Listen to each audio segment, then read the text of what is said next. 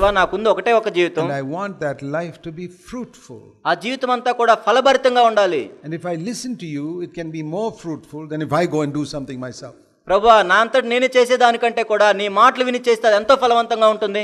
And I got a picture నాకు ఒక సాదృశ్యం ఈ విధంగా ఉంది. that I am like a worker in a big fruit garden belonging to a master. ఒక యజమానికి సంబంధించిన పండ్ల తోటలో నేను పనిచేసే పనివాడును. There are mangoes and coconuts and all types of fruit there. అక్కడ మామిడికాయలు ఉన్నాయి, కొబ్బరికాయలు ఉన్నాయి, Many fruits. అన్నీ ఉన్నాయి. And master has appointed me to collect the fruit. యజమానుడు ఏం చేశాడంటే ఆ పండ్లు నువ్వు సేకరించాలని చెప్పాడు. Now if I don't consult the master, ఒకవేళ నేను యజమానుడిని నేను చూడకుండా, I say, I think I'll go here today. అయితే ఈ రోజు నేను ఇక్కడికి వెళ్ళాలి, Go to that tree. నేను ఆ చెట్టు దగ్గరికి వెళ్తాను. Then I can sit there for days and months waiting for the fruit to be ready. నేను అక్కడ కింద కూర్చొని నెలలు సంవత్సరాలు నేను కూర్చొని ఉంటాను. This is a huge vineyard, many hundreds of square kilometers. ఎందుకంటే అది ఎన్నో కిలోమీటర్లు ఉన్న తోట. So I wait, maybe 5 years and get some fruit. నేను అక్కడ ఆగి ఒక 5 సంవత్సరాల తర్వాత ఏదో కొద్ది ఫలం వస్తుంది. Then I come to the master. Then I say, today I think I'll go here. తర్వాత నేను యజమానికి ఇచ్చిన తర్వాత ఈ రోజు ఎక్కడికి వెళ్దాం. I wait 6-7 years and collect one basket. 6-7 సంవత్సరాలు అక్కడ ఉండి ఒక బుట్ట తీసుకొని వెళ్తాను. So in 12 years I collected 2 baskets. 12 సంవత్సరాలు నేను 2 బుట్టలనే సేకరిస్తాను. Instead of that, దానికి బదులుగా if I go to the master, నేను యజమాని దగ్గరికి వెళ్తే, who has an understanding of the whole vineyard, ఆ తోట of the whole garden, ఆ తోట అంతటి మీద ఆయనకి ఒక తెలుస్తుంది మొత్తం. I say, sir, where do you want me to go today?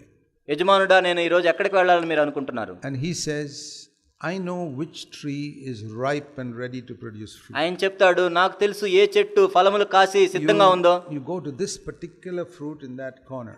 ఆ మూలలో ఉన్న ప్రత్యేకమైన చెట్టు దగ్గరికి వెళ్ళు. So I go there. నేను అక్కడికి వెళ్తాను. And all the fruit is ready to fall, all ripe. అక్కడ అన్ని పండ్లన్నీ పండి ఉన్నాయి.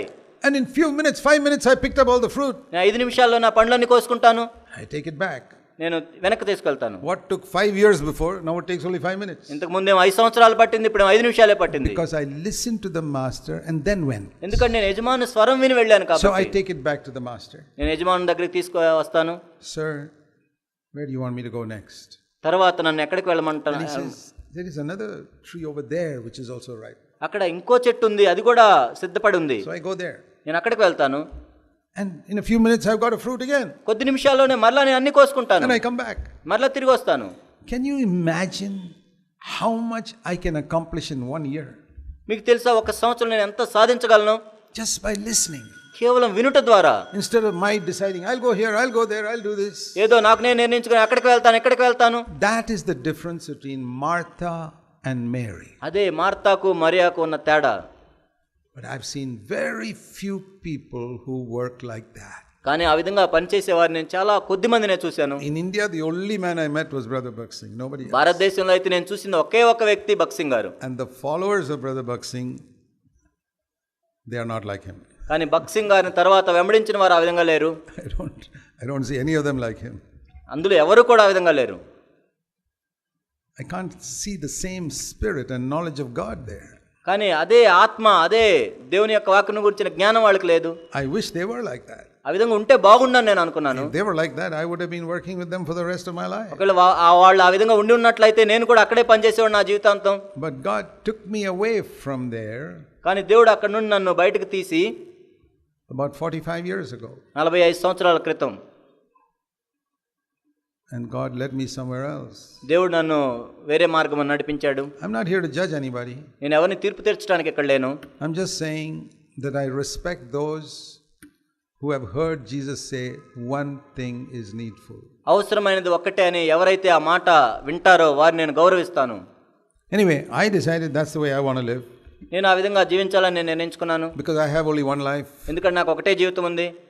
And if I do exactly what Jesus tells me to do, యేసుక్రీస్తు ప్రభువు నన్ను ఏం చేయమంటున్నాడో ఖచ్చితంగా నేను చేసినట్లయితే at the end of my life, నా జీవితాంతంలో I'll be able to look up to him నేను ఆయన వైపు చూసి and say, Lord, I finished the work you gave me to do. ప్రభువా నన్ను చేయమని నీవు నాకు ఇచ్చిన పరిచర్యను నేను తుదముట్టించాను. Not I did a lot of work for you. నేనేదో నీ కోసం ఎక్కువ పనులు చేశానని కాదు. A lot of preachers and servants of God will say, I did a lot of work for you, Lord. I traveled here, I traveled to 100 countries and all that. అనేక మంది బోధకులు దైవ సేవకులు ఏం చేస్తారంటే ప్రభువా నీ కోసం నేను ఎంతో పని చేశాను, ఆ దేశానికి వెళ్ళాను, ఈ దేశానికి వెళ్ళాను, 100 దేశాలకు వెళ్ళాను అని చెప్తారు. I don't want to travel to 100 countries. నేనేదో 100 దేశాలకు ప్రయాణించాల్సిన అవసరం లేదు.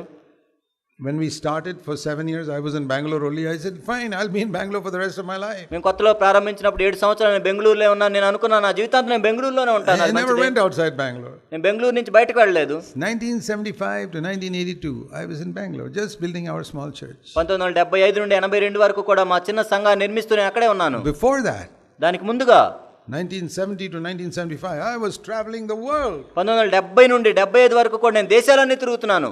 Australia, Japan, Europe, here, there. Australia, Japan, ఐరోపా, ఇక్కడ అక్కడ. God said, stop all that. దేవుడు చెప్పాడు అన్నీ ఆపేసాయి. I sat in my house with 8 or 10 people. నా మందిరంలో, నా ఆలయంలో 8-10 మందితో కూర్చో. Everybody thought I was a fool.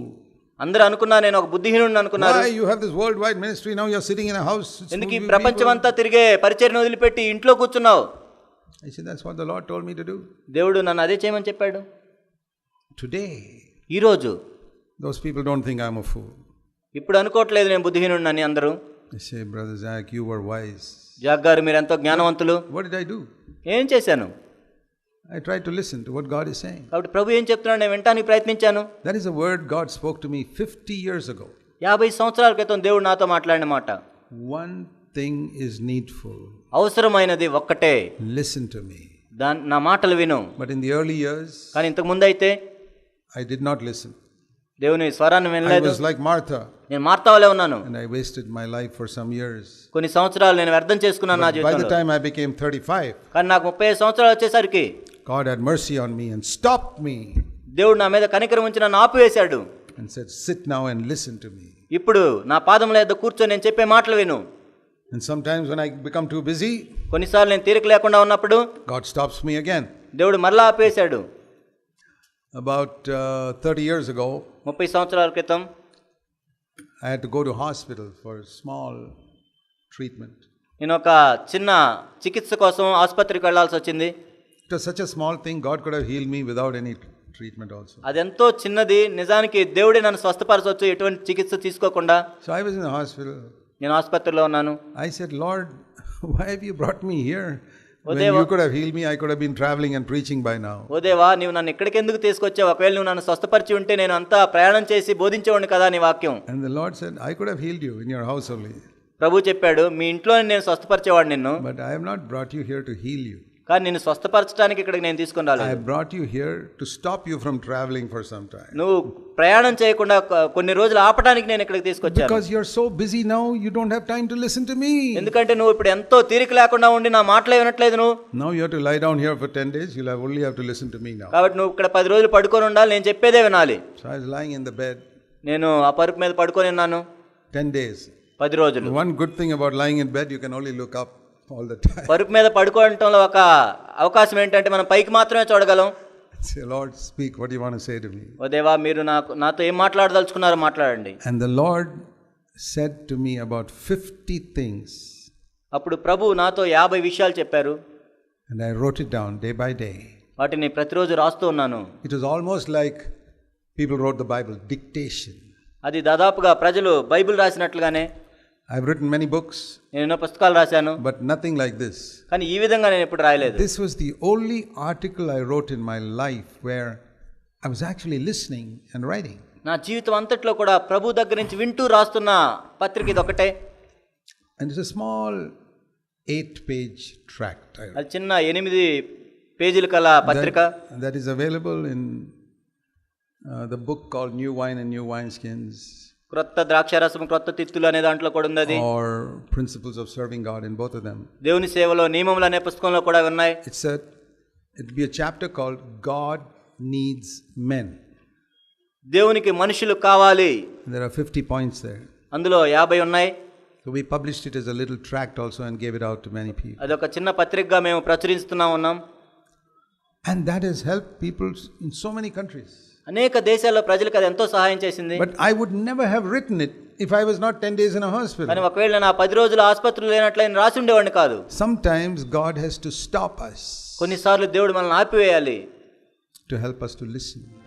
ఆయన మాటలు మనం వినటానికి